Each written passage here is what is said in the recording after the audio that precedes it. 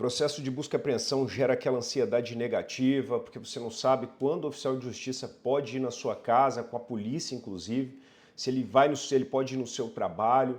Essa ansiedade negativa acaba te consumindo e não deixando você focar no que é importante, né? A mão chega a suar, o pé fica a barriga naquele calafrio. E é exatamente isso que eu vou evitar com o vídeo de hoje. Então seja muito bem-vindo ao canal mais odiado pelos bancos e pelos banqueiros, porque aqui a gente revela absolutamente tudo que eles não querem que você saiba. No vídeo de hoje a gente vai falar os principais prazos, os principais momentos dentro de um processo de busca e apreensão. Mas antes da gente entrar diretamente no conteúdo, olha só, clica aqui no coraçãozinho, dá um like, clica no sininho, se inscreve no canal para você receber os nossos conteúdos em primeira mão, conteúdo de extremo valor do maior portal sobre bancos da América Latina. Então acessa www.vradvogados.com.br para você ter tudo isso e mais um pouco de forma totalmente gratuita. E se você tem um contrato de financiamento, está com a parcela em atraso, olha só, tem um link do WhatsApp onde você fala comigo ou com um dos nossos especialistas. Mas vamos lá, sem delongas, vamos para o que importa.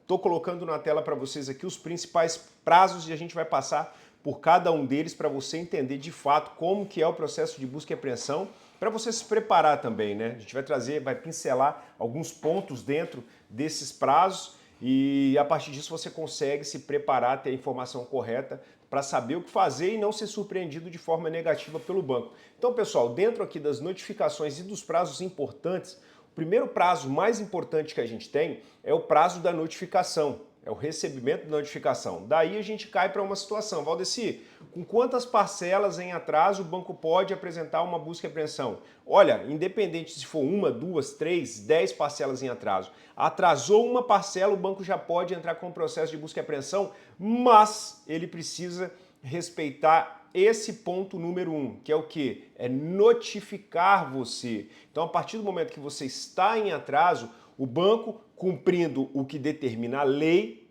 o Decreto-Lei 911, que estabelece as regras do jogo da alienação fiduciária, né, da busca e apreensão, ele determina que o consumidor que está em mora receba, seja notificado. E essa notificação tem que conter dados ali como o contrato, a parcela em atraso, os valores.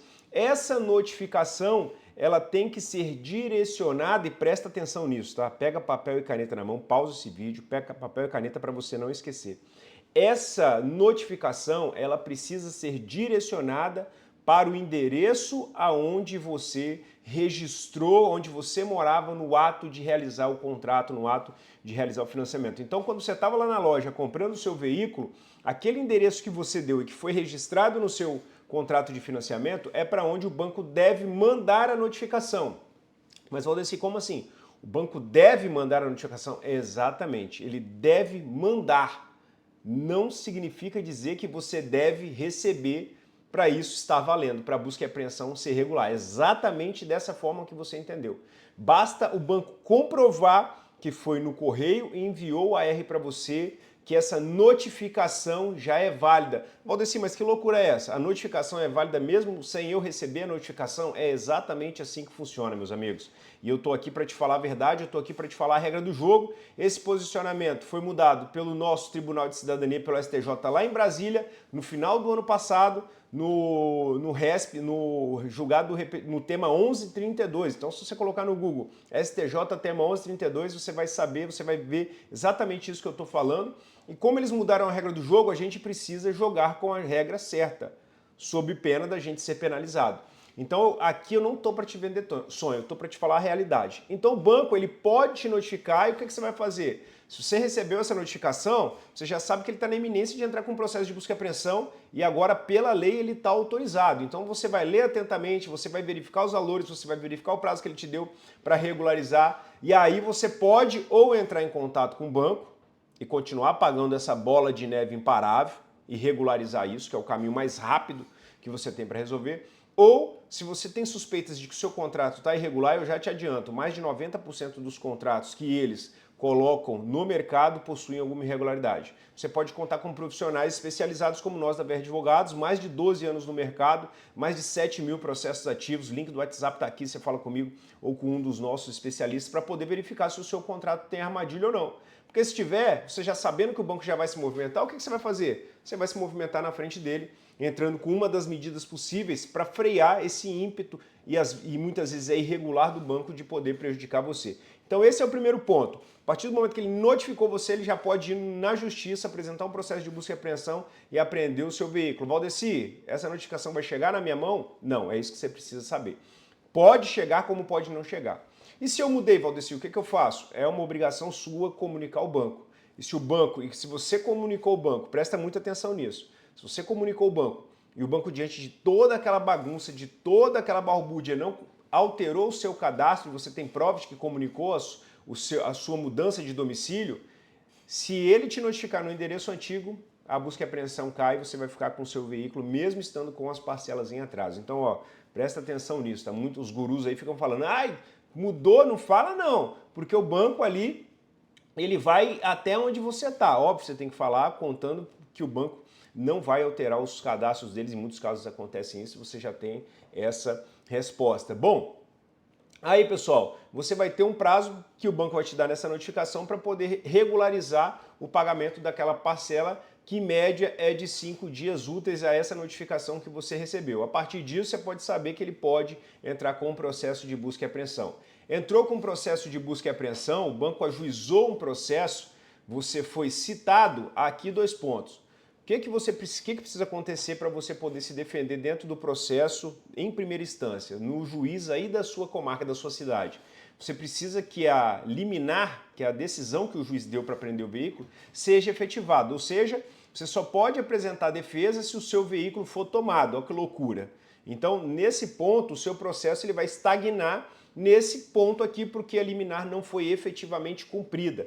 Mas, se o seu veículo for apreendido, você tem um prazo de 15 dias úteis para poder fazer a defesa. Dentro dessa defesa, você consegue, inclusive, derrubar a busca e apreensão, fazer com que o banco perca a busca e apreensão por conta de questões técnicas. Eu já falei em outro vídeo, aqui não é o tema, mas procura no nosso canal aqui, você vai ter um vídeo completo falando sobre o que você pode fazer, o passo a passo ali do que acontece dentro de uma defesa técnica que é chamada contestação. Você vai ter 15 dias para apresentar. Se você não apresentar, tem consequências severas e o banco já fica mais próximo de colocar a mão na vitória contra você e te prejudicar de todas as formas. Então grava, a partir do momento que o seu carro foi apreendido, 15 dias para você poder apresentar a defesa. Valdeci, o meu carro não foi apreendido. Eu tenho alguma forma de se defender? Tem formas de se defender e de se atacar. Link está aqui do WhatsApp, você conversa com os nossos especialistas. E aí, quando o veículo é apreendido, você tem 15 dias para poder apresentar a defesa e também tem 5 dias para poder purgar a mora. O que é purgar a mora, Valdeci? É você acabar com o atraso